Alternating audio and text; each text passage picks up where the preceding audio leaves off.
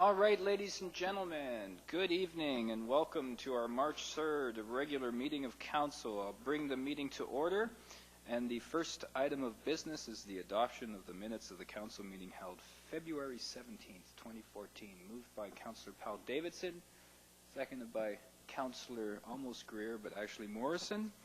And I will ask if there are any errors, omissions, changes required. Seeing none, all in favor?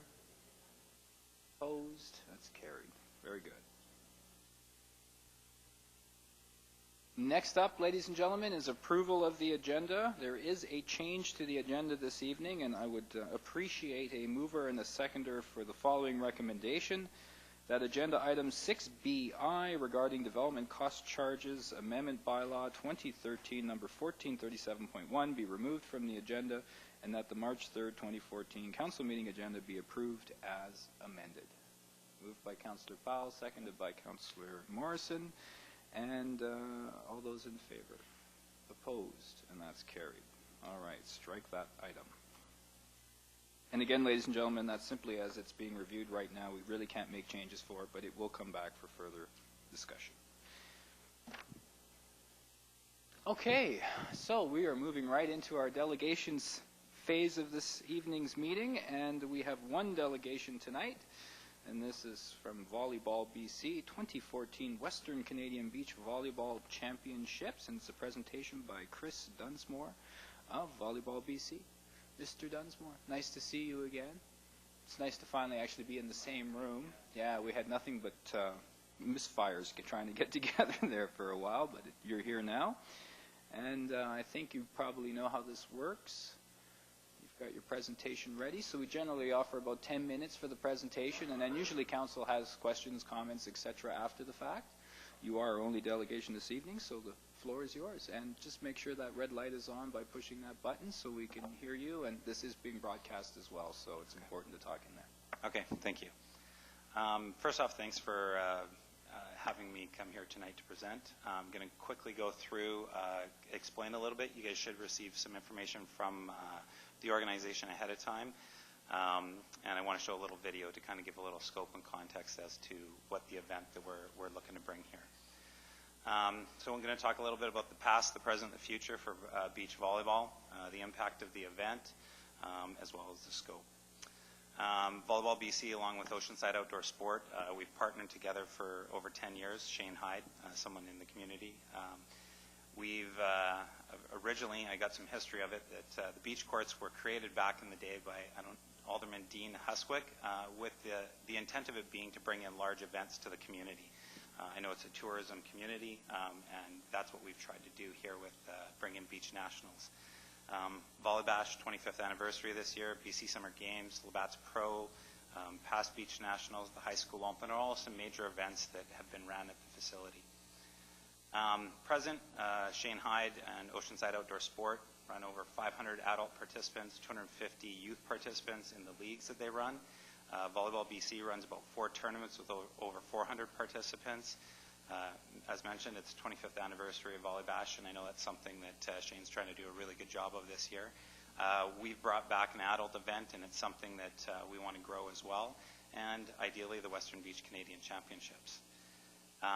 The future, as much as we can only determine 1 year at a time, the goal for what we bid with Volleyball Canada is for 2 years to bring the Western Canadian Beach Championships here to Parksville.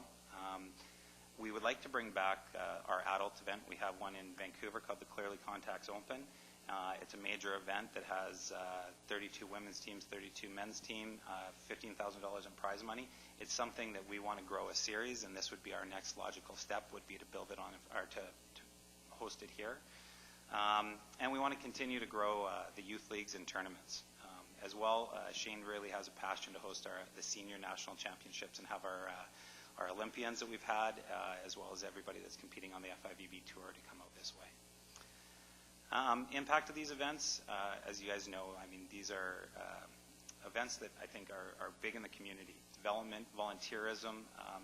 We're going to require a bunch of people to score keep, so this is kind of the youth where they need their time to put in from through school.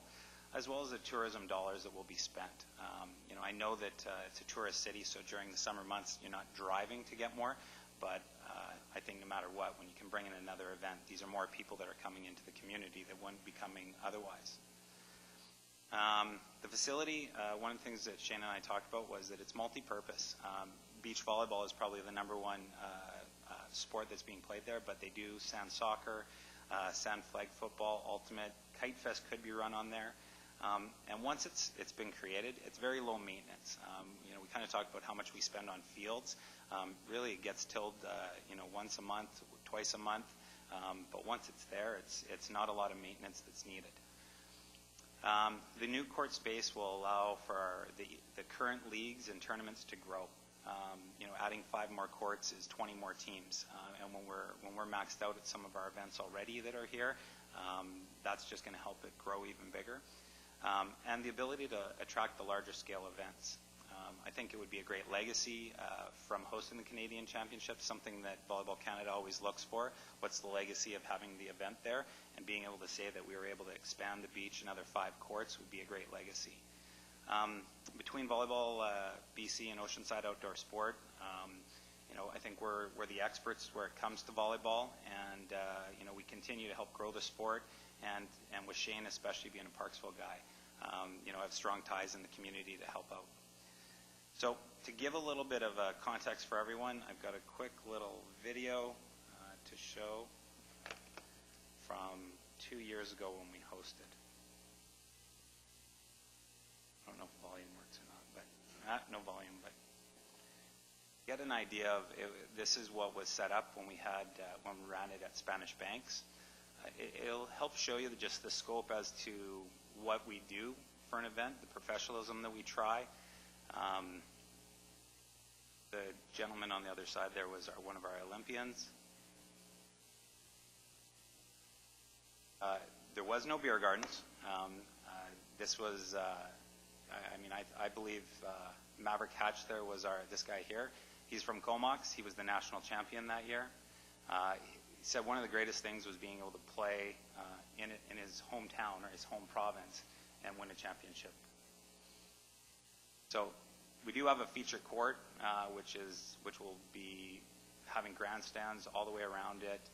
It's something that's required. Volleyball Canada has specific requirements that I didn't send to you guys, but there's a lot of things that they've hosted these events for over 25 years, so they've got it down to a fine art as to what's needed.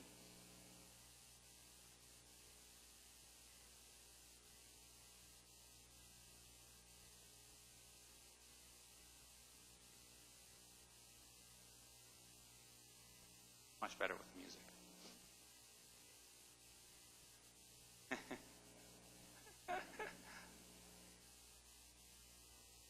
One of the things that the people from the other provinces commented on, it was held in Toronto for 10 years, and everybody had to go there, and so few BC kids and adults would get to play because it's so much to travel all the way out there. And the one thing especially the Ontario people said, wow, so beautiful. Like that was like, you got the mountains in the background. Spanish Banks is a beautiful beach. And it just made me think even more after we hosted the first year that Parksville is, to me, one of the best facilities to play at and how beautiful it is. And just as a community, I worked for Volleyball BC for 7 years out in Nanaimo, and that's where Shane and I coached the college there as well, so Shane and I became good friends. And I used to run the youth league with them. That's one of the things that we first got going, the high school open tournament that we have now, which is over 100 teams. Again, that's something that I started during my time, and that's why I have ties to always come back to Parksville, because I just think that it's a great place for where we would where we would have an event. So that's the end of the video.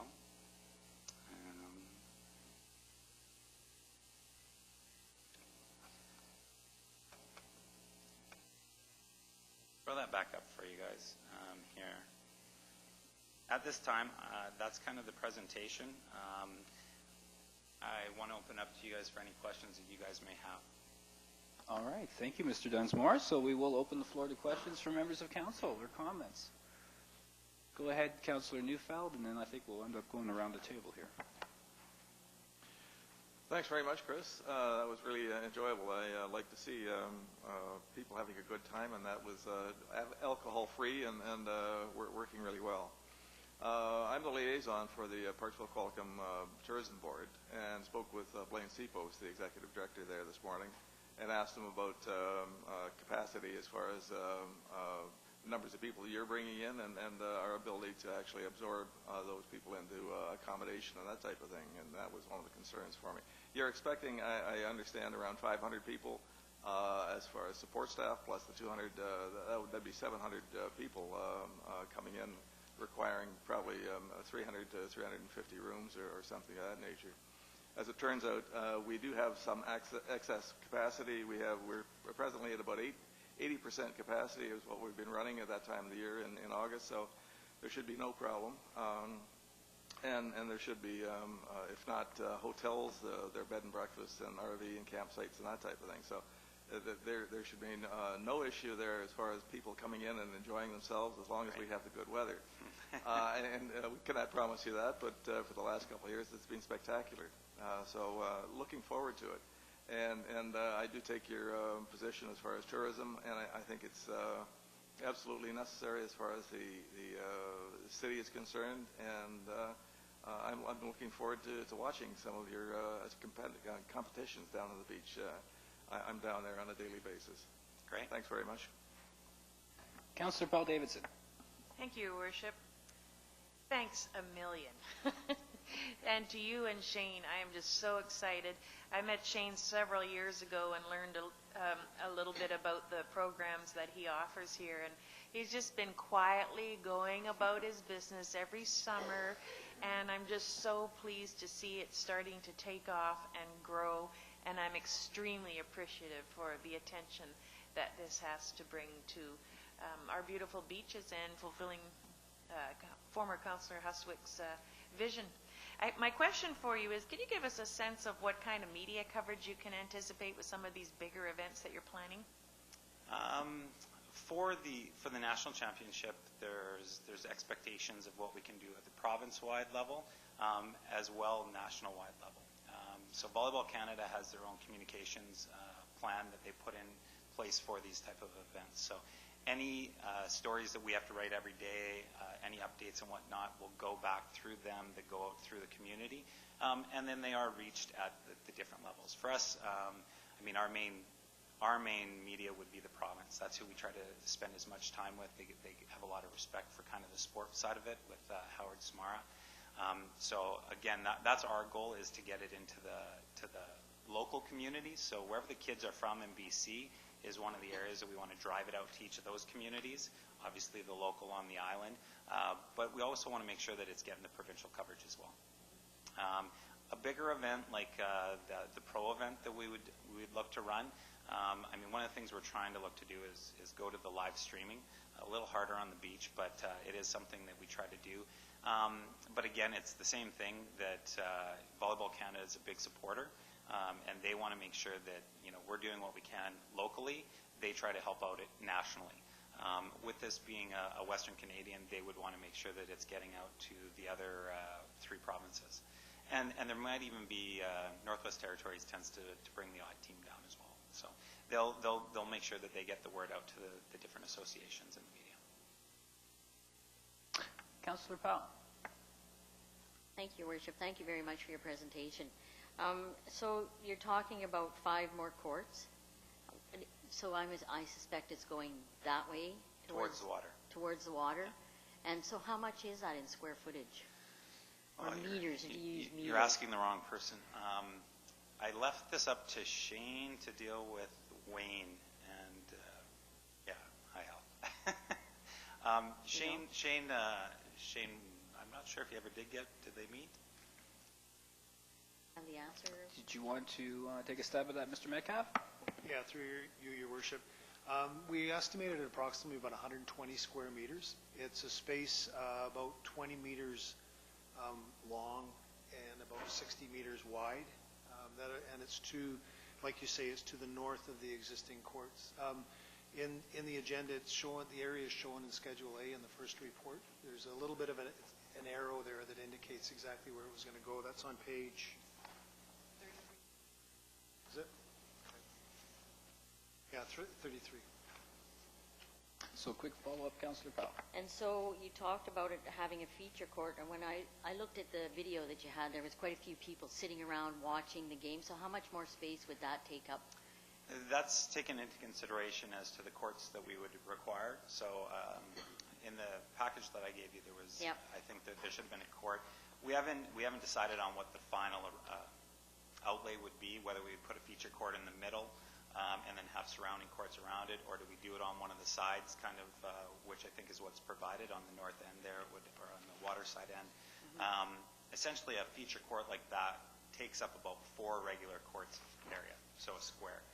You put it in the middle, and then you put the bleachers all the way around it. There's certain requirements that you need 5 meters on the end lines, 3 on the side, kind of to make sure that that's where all the signage that we have that goes around it. So there is that minimum requirement, and then how the bleachers fit into it. Okay, one more question. Yep. Through you to Mr. Metcalf, is there going to be any conflict in the park with other events with this expansion? Mr. Metcalf.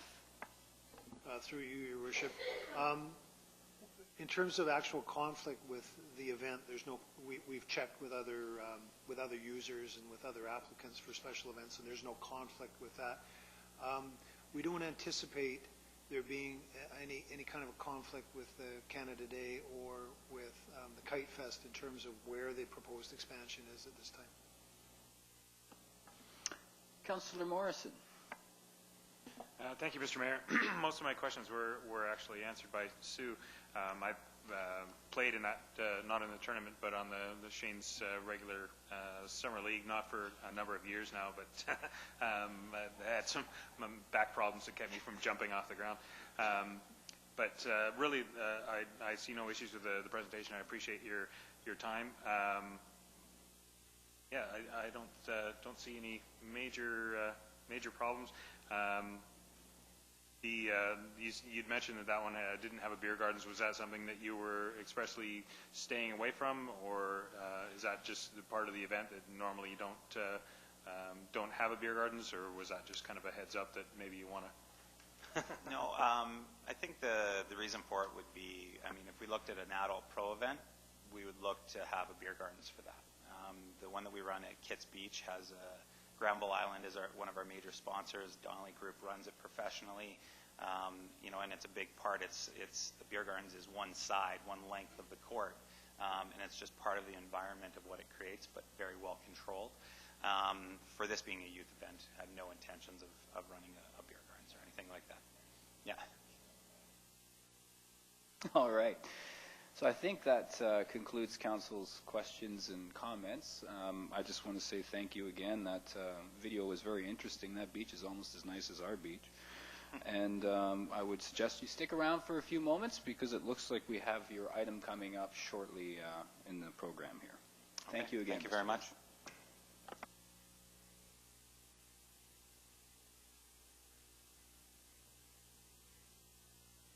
All right, Council, we're moving on into the correspondence phase. We have one piece of correspondence this evening, and that is from the BC Ocean Boating Tourism Association. It's a request for a letter of support. There's an associated recommendation there. If someone wishes to direct staff to issue that letter of support, you could probably modify that recommendation appropriately. Councillor Powell-Davids. You're moving that recommendation as well as a request to issue a letter of support. Okay. Do we have a seconder? Seconded by Councillor Morrison. Any discussion? Go ahead, Councillor Neufeld. Thanks very much, Your Worship. I've spoken with a number of people concerning this letter, and one of the concerns that I have is that it's a letter this year, and I think there is the expectation that they'll be coming back for funding next year. I would like to see if we're going to put out a letter that in fact there would be an indication that we do not have the ability to have a marina. That's not going to come about because of the federal government regulations on putting a marina in here. We have a situation with respect to Marine Highway, which is term that is used by the Alaska Marine Highway. The Boating Association is something that is extremely important as far as upscale clientele, if you will, coming to town. And I see it as being appropriate for something such as fair winds, such as the Schooner Cove, but in fact we don't have the ability to invest in this type of infrastructure. So that I think that any letter that we were to send in support is strictly a case that we see the basis for continuing the Oceanside, or at least the Ocean Boating Tourism Association, and do support it. But in fact, I would like to make sure that, in my opinion, they would not be obtaining any funding from this organization, this community of Oceanside. And from what I understand, Qualicum Beach did not receive this request for a letter of support. And there is actually no satisfactory marina within Oceanside.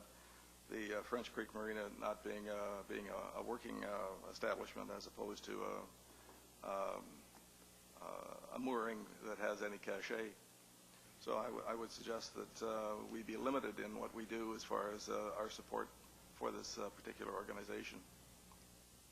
Thank you. Okay, well, the recommendation that's before us right now is simply to provide a letter of support. There's no indication of any funding or anything like that. If you wish to have that underscored, I would suggest moving essentially a change to that recommendation, and then we could discuss that separately. But I don't see the real need at this point. It's strictly a letter of support that's on the floor. Thank you, Your Worship. I would be quite willing to accept that. I just wanted to make that the points that I have, and I happen to like yachting, but I don't see our Oceanside as being able to support it, unfortunately. Thank you. All right, thank you. So I see Councillor Powell Davidson. Thank you, Your Worship. I respectfully disagree with Councillor Neufeld. I feel that we do have a great deal to offer in the Oceanside region, and while we are only responsible for the confines of the city of Parksville, we do not have a marina in Parksville. We do, however, have 3 marinas in our region, and from the presentation that I heard at the Vancouver Island Economic Alliance Summit last fall in regards to this ocean highway, or what are they calling it, sorry, the words fail me at this moment, but in regards to this letter, there is it's a relatively new industry that they're looking to develop on the coastal communities, and they will be working with communities all over the coast in an effort to guide them in how to develop this industry and to be putting in the services and the infrastructure that boating communities would require. And the only thing I would like to add to the letter is that we do make mention of the 3 marinas that we do have in the Oceanside region, because that was the one thing that I felt was missing from the presentation that I heard last fall, was that there was no mention of any marinas in the Oceanside region. I would like to make sure that the letter that we send does specifically mention the fact that we do have 3 marinas in our region, because I think we have the potential to be to definitely be players in the development of this new tourism industry. All right, thank you. So do other members of council have any issue if a letter of support ultimately mentions that we have a variety of marinas in the region? Okay, then I'm sure we can incorporate that. All right, any further discussion on this? All right, seeing no hands, I'll call it. All in favor? Opposed? And that's carried unanimously. Thank you.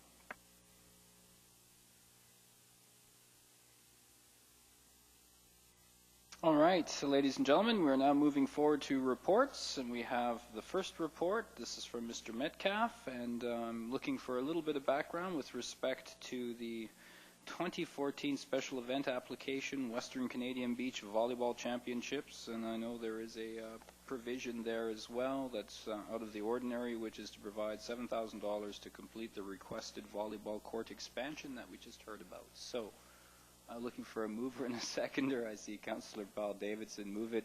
Councillor Neufeld will second it. And go ahead. We now have the recommendation on the floor. Give us some background, Mr. Metcalf. Thank you, Your Worship. This report introduces for Council's consideration a special event application from Volleyball BC to use the volleyball courts to host the Western Canadian Beach Volleyball Championships from Wednesday, August 13th to Sunday, August 17th. They're further requesting that the city undertake court expansions to accommodate the event. This is a new event with the potential for Parksville hosting the Western Canadian Championships again in 2015 and other provincial and or national senior championships in the future. It is anticipated that over 240 youths under the age of 18 will participate in the event. Volleyball BC has identified that in order to have the capacity to host the event, the existing volleyball sand court area will need to be expanded by approximately 120 square meters. The estimated cost to do the work is $12,000. We've identified to the organizers that funds are not currently available or allocated for this work. Therefore, the expansion would be considered a new project and would require council approval. Volleyball BC has offered to contribute $5,000 towards the expansion, leaving a funding request of $7,000 for council's consideration. If council supports the funding request for the project, the item can be included as a minor capital expenditure in the 2014 budget. Staff's recommendation is as per the agenda. All right, so we have that recommendation already on the floor. Is anyone wishing to speak to it? I'll go with Councillor Morrison, then Councillor Neufeld. Thank you, Mr. Mayor.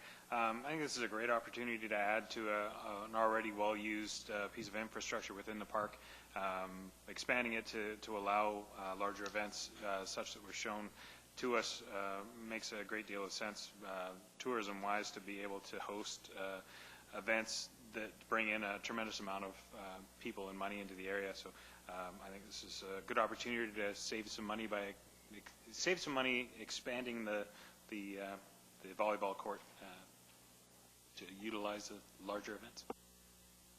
Very good. Councillor Neufeld. Thanks very much, Your Worship. I would echo Councillor Morrison's comments, and I think that the $7,000 that we would allocate for this capital expansion actually would be creating an asset for use in the future being today and also in the future. And I see that this is being really a no-brainer that we should accept their $5,000 and contribute $7,000 to it and just do it. I think as a minor variation, as Mr. Metcalf has suggested, it's something that is appropriate and should not even be under consideration. It just should be done. Thank you. All right. Councillor Paul Davidson. Thank you, Your Worship. I completely agree with my colleagues. I'm just so excited that we're able to do this, and I really hope that we go forward with it. At this time, I would ask you, Your Worship, when would be an appropriate time for me to ask Council to consider possibly naming the new courts the Hustwick Courts in honor of our late councillor and his dream? As Councillor Powell just suggested in my ear later. But I think probably we'd want to talk about that a little bit with the organizers as well, but I like your sentiment. All right, Councillor Powell. Thank you, Worship. Part of that park, it's a huge park, and there's a lot of events that happen down there, but I think it's underutilized. I'm really excited about this because it's young people that are participating, and that'll get young people down there being active in our community. And to me, this is just like a win-win for everybody, as well as the economic drivers that'll come to the community. So I fully support it. The $7,000 is a small price to pay, I think, for what we're going to benefit. All right, thank you. Further comments from members of council? I'm feeling like I can predict the outcome of this next vote. Nonetheless, I will call it. All those in favor? Opposed? And that's carried unanimously. There you are, Mr. Densmore. Looks like we're going to have some great volleyball championships ahead in our future. Very good, sir. And thank you for the $5,000 as well.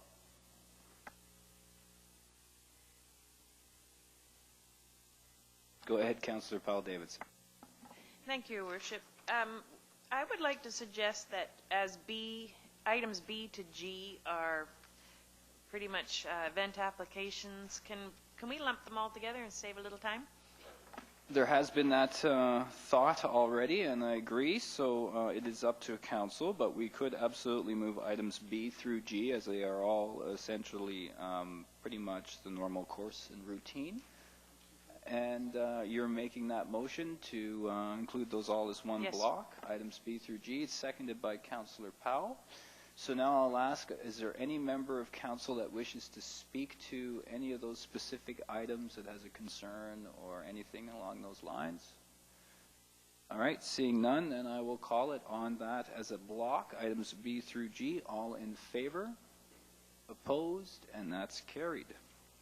And it sure does remind me, though, this time of year, as we go through this process, just how many events we have in this city and how much is involved in making those events run, not just on our side, of course, but specifically on the volunteerism and business support side. So it looks like we're going to have another great summer ahead.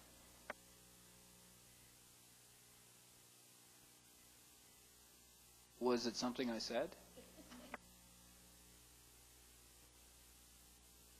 That moves us along to item H, ladies and gentlemen, and that is a report from our Director of Finance regarding utility leak adjustments. Mr. Butterworth, could you give us the background, please? Yes, Your Worship. At the January 20th Council meeting, Council requested staff to provide background on the water leak adjustment policy and specifically how the 5-year waiting period for a second leak adjustment was determined. The Utilities Account Adjustment Policy, as it is called, was developed in 2002 to provide staff with a mechanism to adjust utility bills for customers who experience large water leaks. Only one leak adjustment was allowed in a 5-year period, and this was to encourage property owners to properly maintain their water systems. The implementation of the escalating tiered water rates in 2009, which is designed to promote water conservation, have now made it very costly for a second water leak. This was not the goal of the tiered rates, and a change to the account adjustment policy to allow further adjustments should be considered. Consideration should also be given to ensuring any policy change continues to encourage property owners to properly maintain their water systems and not just get a freebie. Full adjustment to sanitary sewage charges should also be considered where the second leak does not flow into the sanitary sewer system. One other consideration I've included in my recommendation is that the $50 fee we currently charge does not come close to covering the costs for us to process a water leak adjustment.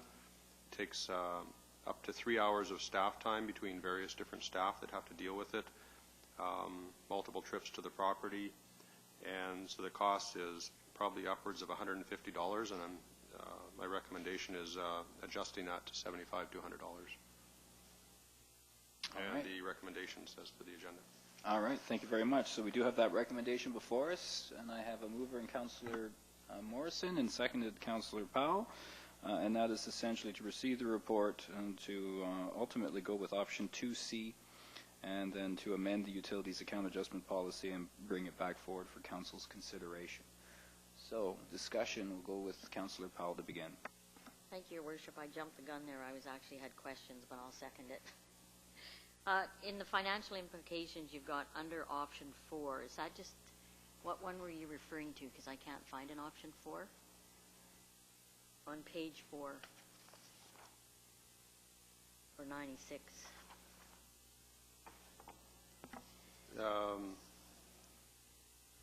Okay, under option, that would be under option 3. Okay. The other question I have is, why wouldn't we charge the full cost of our time of $150 or whatever it was? We could charge a full cost of our time. It's I did talk to staff about it, and one of the biggest complaints they get from anybody who wants a water leak adjustment is the $50 charge we currently have for the first one. So, so I was compromising a bit, but if council wishes, we fully charge the people that get the leak for it. prerogative. You don't get the complaints for the second charge when you get them? Usually, I'm just being facetious. they're usually bringing them to you now. Councillor Morrison. Thank you, Mr. Mayor. Just a quick clarification question. I would imagine that in order to keep people from just kind of leaving it after they've found the leak, that maximum would be applied to each billing period? The maximum would apply to each leak that they had, each subsequent leak. Talking about the maximum charge of, under option 3C, let's see, what was the My main concern was if the maximum is reached and it's going to be a really expensive fix for them, they wouldn't bother to fix it if they've already hit their maximum, whereas if it recycled on each billing period, then it would still be a need to fix it. It would be? Okay. All right, so it would be for each billing period. All right, Councillor Powell Davidson. Thank you, Your Worship. I have the same sentiments as Councillor Powell. I think that if people are going to get a leak adjustment, that's ultimately saving some money. And if there's a cost to the application for investigating that, and that it should be borne by the person who's filing the application. So I'm inclined to agree with Councillor Powell. I think that we should have the application fee more closely reflect the actual cost of putting the application together. I don't understand why the rest of the taxpayers would pick up the leftover amount. Okay, is that something that we have a consensus around the table on? Councillor Neufeld, did you want to weigh in on that particular aspect? Thank you very much, Your Worship.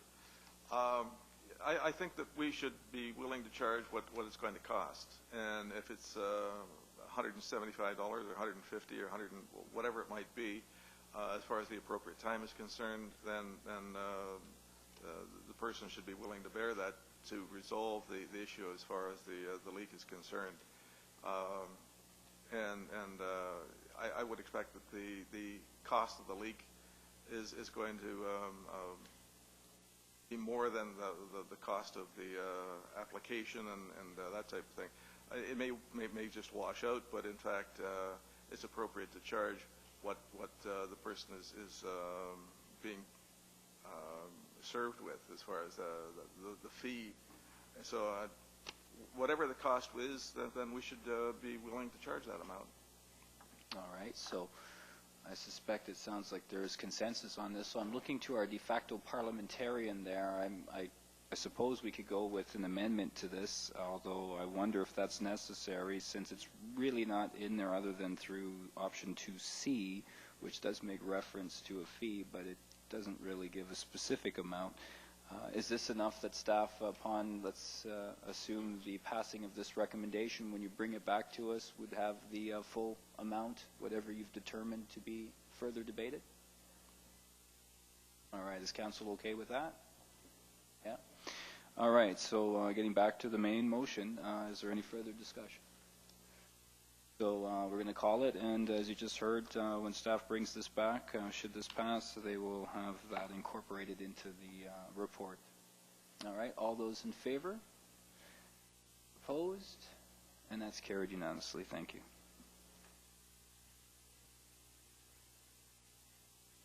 All right, while you're on the roll, Mr. Butterworth, take us to Report I, which is regarding the Climate Action Review Incentive Program Public Report, and I believe Council should have a copy of said report available and should have had that available for some time. Go ahead, Mr. Butterworth. Yes, Your Worship. This report is something we're required to publicly report by March 7th. Climate Action Revenue Incentive Program. And for 2013, I've included the report as per the requirements. We've also put the report on our website to fulfill our public reporting requirement. I guess just one thing to point out in it is that our carbon emissions for the city's carbon emissions for 2013 were calculated out to be 304 tons of carbon emissions, and that was offset by our household organic waste composting. So we are essentially carbon neutral. We actually still have a carry forward amount from our household waste composting that we can carry forward for next year. So I suspect next year we may end up being carbon neutral as well. All right, very good. So we have a recommendation essentially to receive the report for information, moved by Councillor Morrison and seconded by Councillor Powell. Further discussion. Councillor Morrison. Just had a quick question in regards to the OCP emissions, the reduction in emissions. Do we see any way of reducing the amount of emissions by 2020, seeing as we've set a 33% emissions target? Mr. Butterworth and or your group over there at the far end of the table.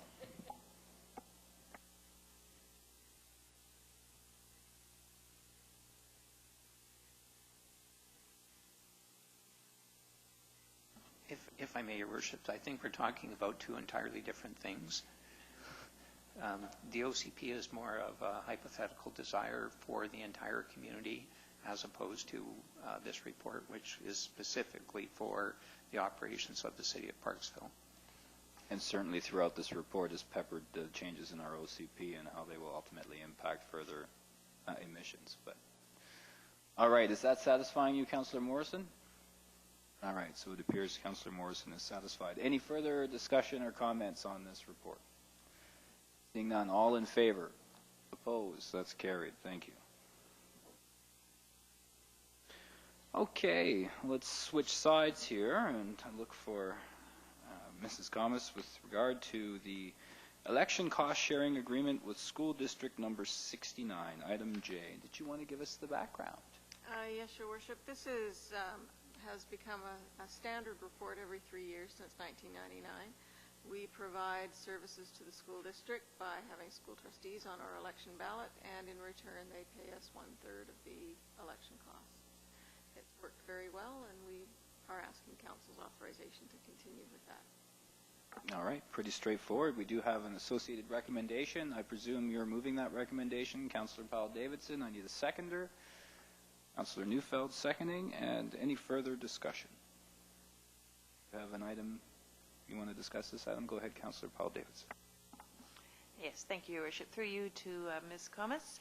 I would like to know if, given the recent information that the local government elections may be going to 4 years, can you tell me if the school board also intends to go to a 4-year term, and if not, will that end this standard cost-sharing agreement?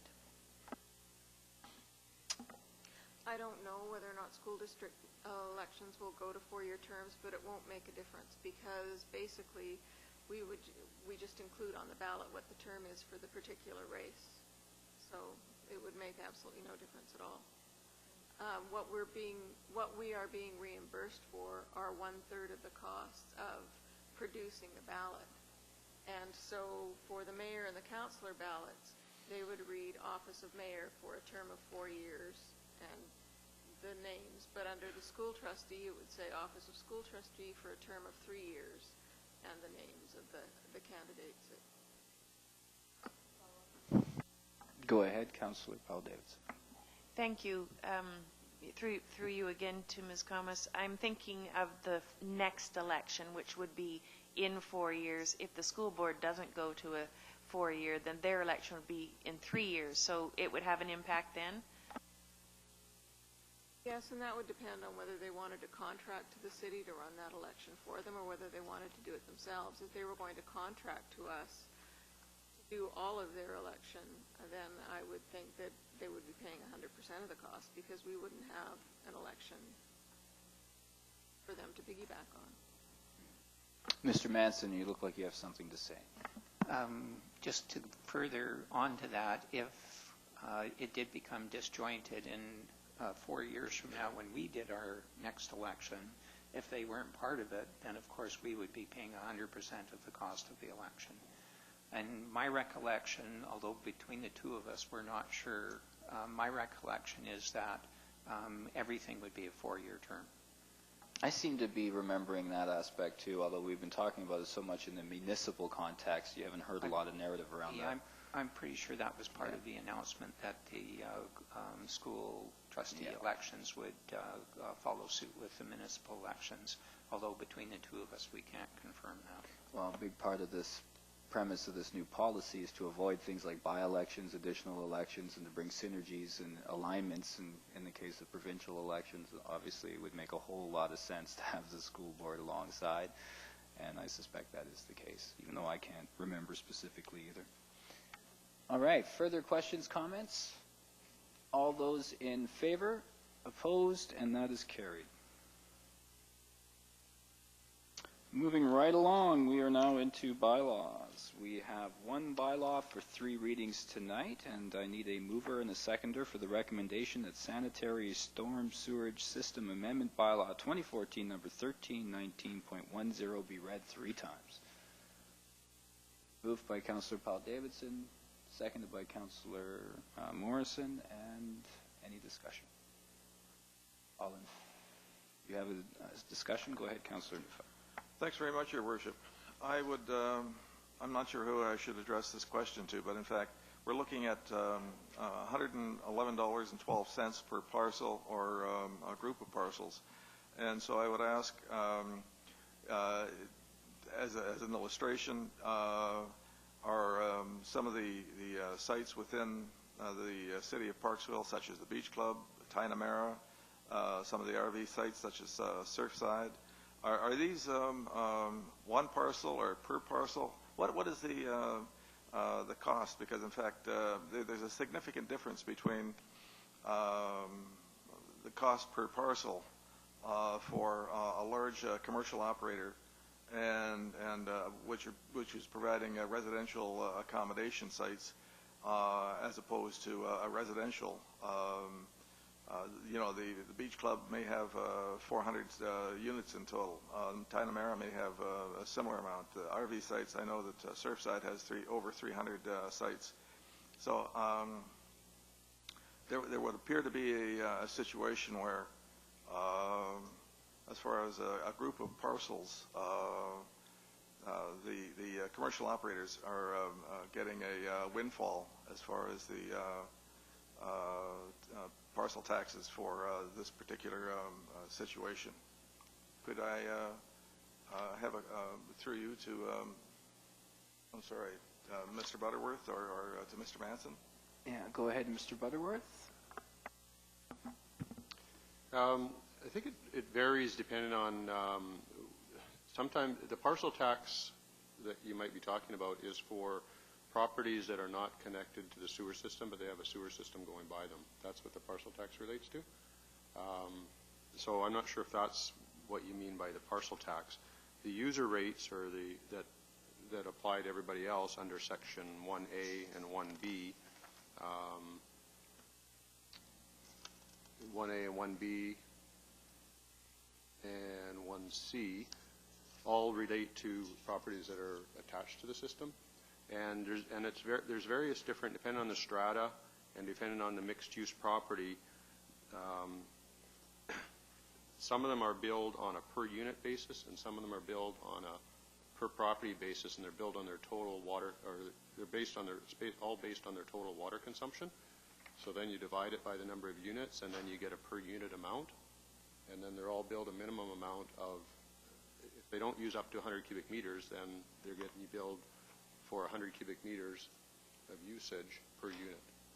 But some of them aren't, they're not all billed on a per unit basis, and I don't have it with me right now which ones are and which ones aren't billed on a per unit basis. So I can't fully explain it right now. Is that clarified enough for you, Councillor Neufeld? Well, I would actually like further clarification, and I would like to see what the date is, Your Worship, because I have a gut feeling that something is a bit askew here, and I don't know whether I'm right or whether in fact everything is quite kosher. what I'd like to do is know, you know, how the setup is, because in fact, if I as a resident am paying $111, that's fine. But if an organization, a commercial organization that is one connection, is only paying $111, and there's a situation of 300 sites, then I think it's inappropriate, and I would have to look at what we're doing here. Further clarification, Mr. Butterworth? I think so. If you had an example, you're using an example of a place with 300 sites, they're going to have a lot of water consumption, and it isn't $111. There is a per cubic meter of water consumed charge of 47.7 cents per cubic meter. So those sites that have multiple units would have a large charge based on their water usage. It wouldn't just be $111. Now, if you're looking at something like the Beach Club, that one I believe is we take their total water consumption, you divide it by the number of units. If they're under 100, then their bill, each unit is billed $111. If they're over 100, then there's also going to be, if it averages out to be over 100, then they would also be billed an overconsumption charge. Thank you. All right, very good. So, any further questions, comments? All those in favor? Opposed? And that's carried. Thank you.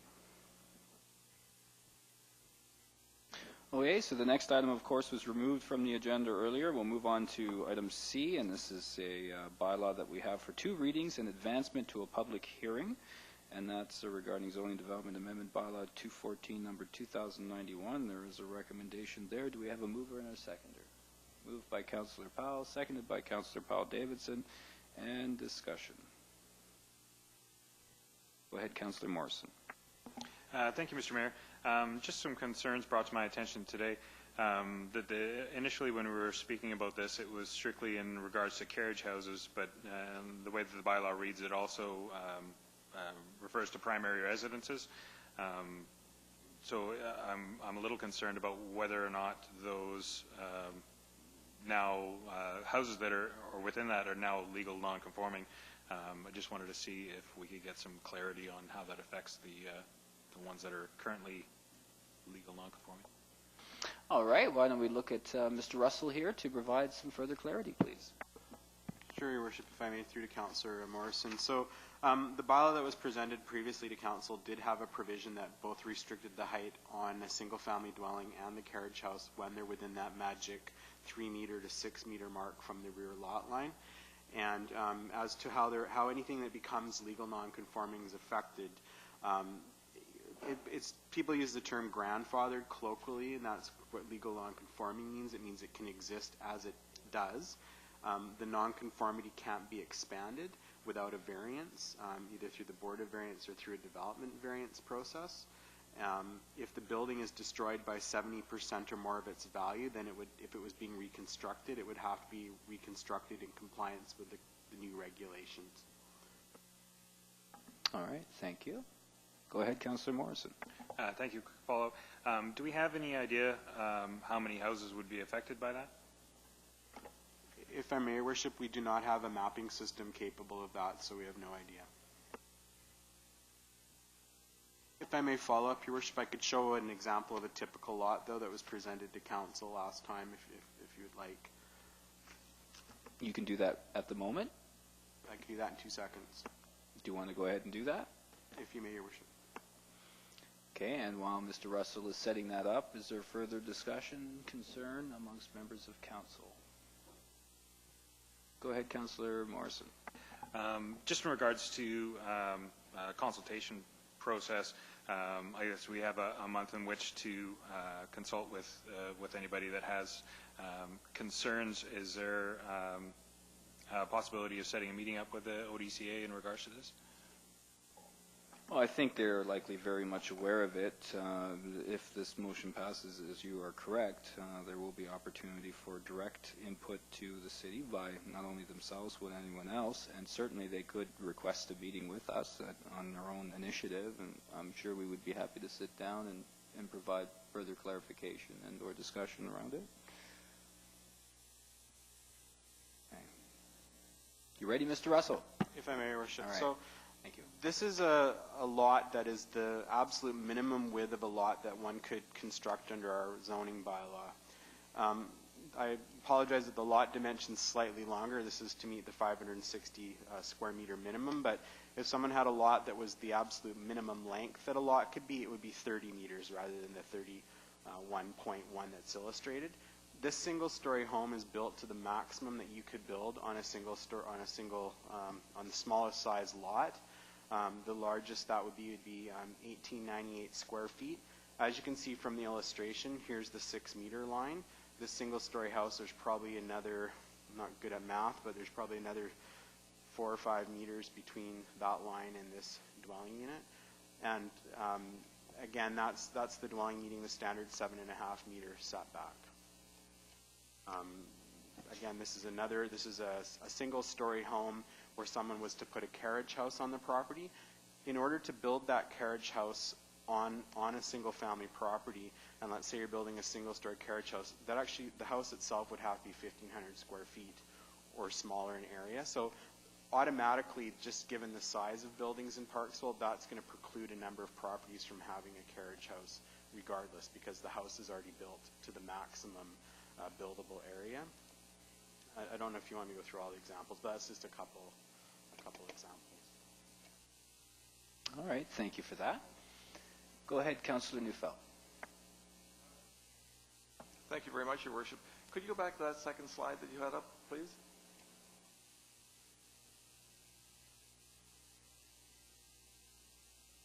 Thanks very much, Mr. Russell. Yeah. How would we be able to access that as far as safety and security issues are concerned for fire and that type of thing? No truck could get down there in between. If there were fences and this type of thing that would be constricting flow. I realize that we can run lines from a truck from a pumper and that type of thing into it. But in fact, is that not an issue that would have to be dealt with? Because in fact, what we have in most cases, a carriage house is off a lane, is accessible. But in fact, that secondary dwelling is not accessible as you've got it outlined there. There are minimum building code requirements and those are incorporated, those recognize fire code distances, and I am unaware of any distance issues or fire safety issues with that. And in fact, when the carriage house provisions were initially initiated, previously, all that was reviewed, so there are no fire safety issues associated with it. Because, as you're aware, someone can run a fire hose down the side of the property, and that's actually the distance that establishes when road access is required, and that is a carriage house in this situation is less than that required distance. All right, thank you. All right, don't see any further hands in the air, so this will provide 2 readings and set a date for a public hearing, and we will have, without question, more opportunity for input prior to 3rd reading and obviously at that public hearing. All right, go ahead, Councillor Powell-Davids. Thank you, Your Worship. Through you to Mr. Russell. The changes in this bylaw, Mr. Russell, do you anticipate that this removes any possible construction of carriage houses in the city of Parksville? I'm asking that question because given that this bylaw was introduced in the first place to provide some housing options and some housing that might be more attainable for some while augmenting others' income, that sort of thing. Are we eliminating some of them now by introducing the changes to this bylaw? Mr. Russell.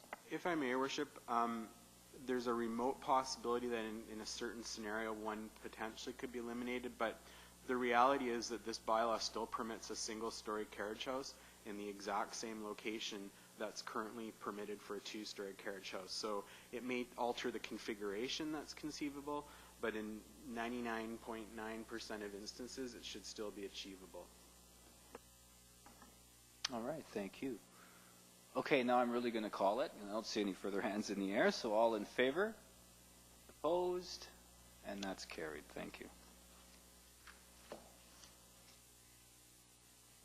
All right, moving along, ladies and gentlemen, we are now into item D, which is a bylaw for final adoption tonight. I need a mover and a seconder for the following recommendation, that Water Service System Amendment Bylaw 2014 number 1320.23 be reconsidered and finally adopted, signed by the mayor and corporate officer, and the corporate seal affixed thereto.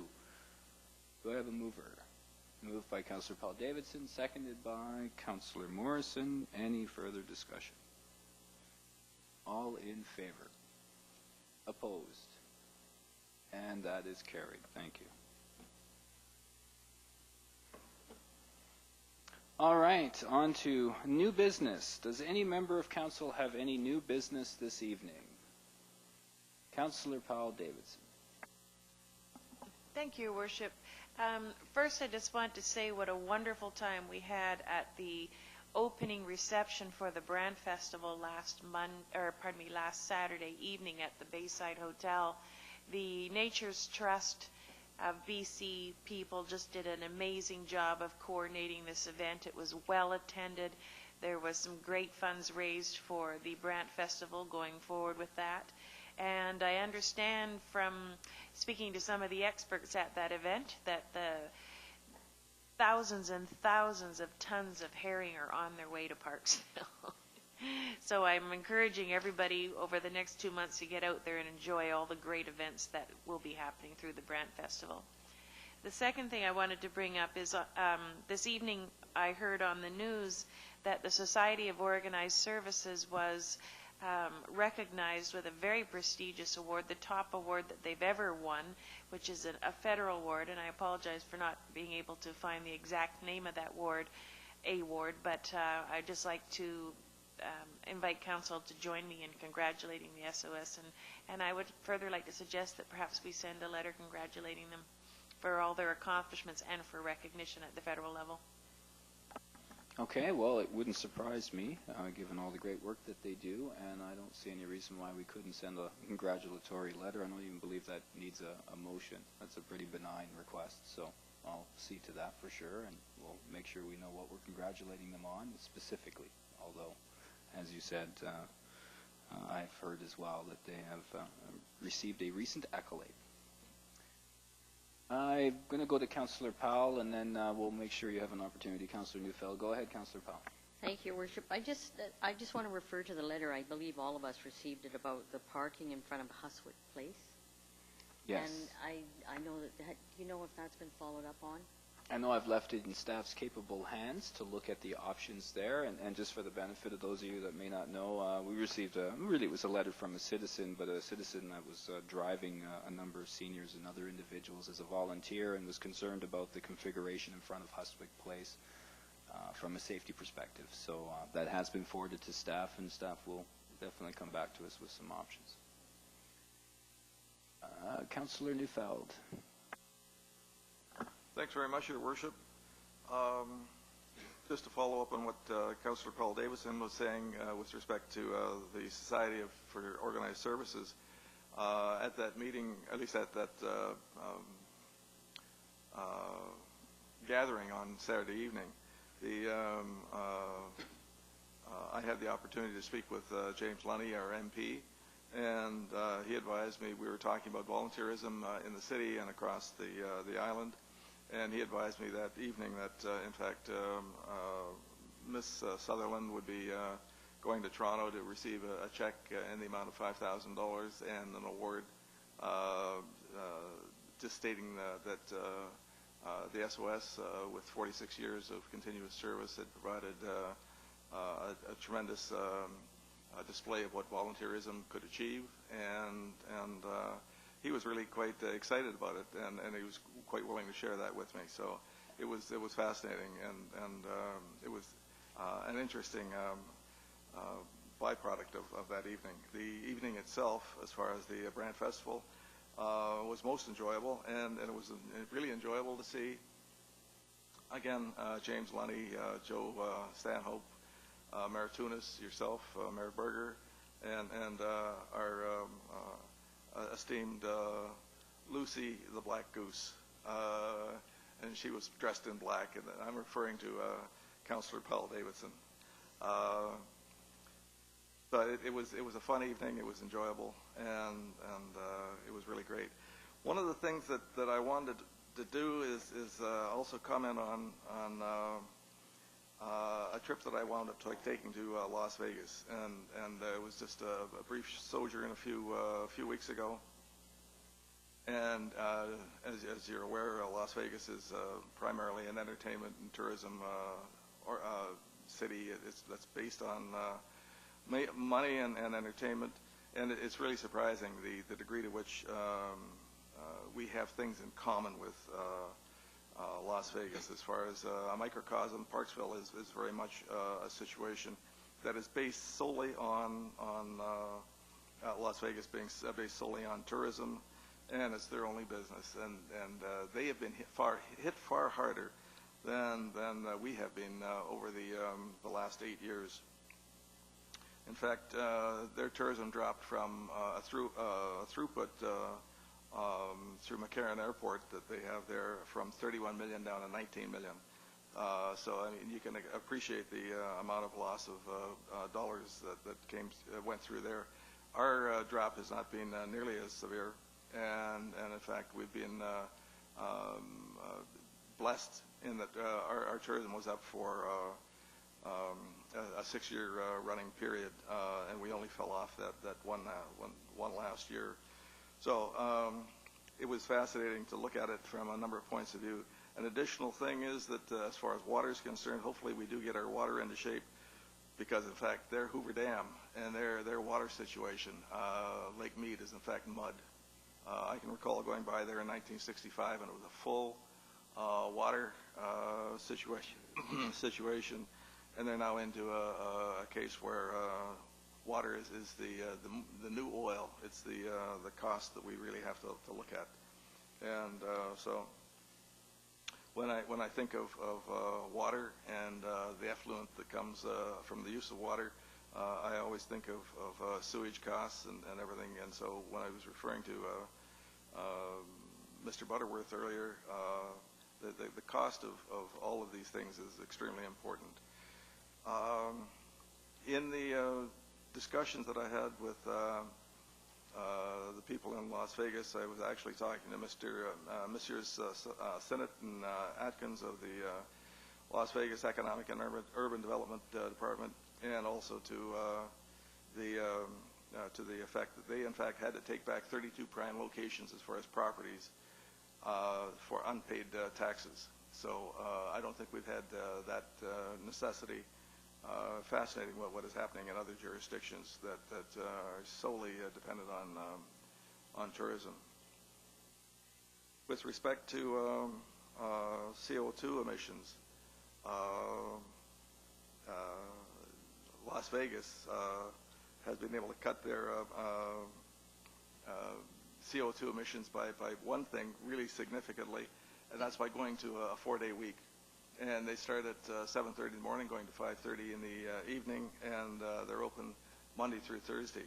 So that they've just decided that this is one way of eliminating 20% of their emissions, and they do have standby on-call people. Interesting ways of doing things.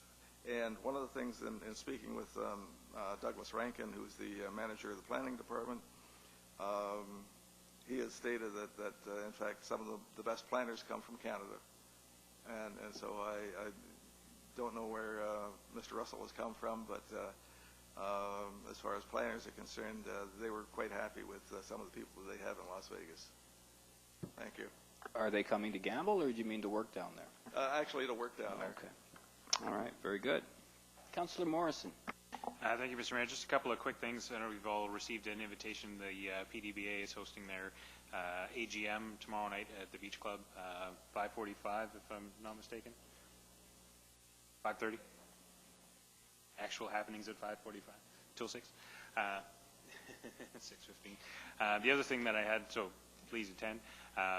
The other thing that I had was sitting on the Rex and Park board for the RDN. The wheels are in motion to have an actual track at Bolinas. rubberized track, so I'll keep you posted on that as well. All right, thank you, Councillor Morrison. Okay, I think we've all had our opportunity under new business, and the only thing I would add is, yes, absolutely, the Brant Festival is on, and if anyone's interested, you can always go to Fisheries and Oceans and look on their site if you're curious as to where those fish are hiding. And I believe there's two large groups, as you referenced earlier. One very large group just south of Chrome Island Lighthouse, so just this side of Denman Island. I believe that was estimated to be somewhere between 600 and 700 million herring, so it's quite a large group. And there's also a smaller group, from what I read in their latest report, down toward Schooner Cove in that area. And we'll see where they end up lining up. So right now they're doing spawn checks, and they're flying over, and obviously everyone's all tense and trying to make sure they're in the best spot possible in terms of the fishermen. Okay, moving on to special business. So I will need a mover and a seconder that, pursuant to Section 91E of the Community Charter, Council proceed to a closed meeting to consider an item related to land. Moved by Councillor Powell Davidson, seconded by Councillor Powell. All in favor? Opposed? And that's carried. So thank you very much, ladies and gentlemen. We will be moving in camera now, and then we will adjourn after the fact, and have yourselves a safe and pleasant evening.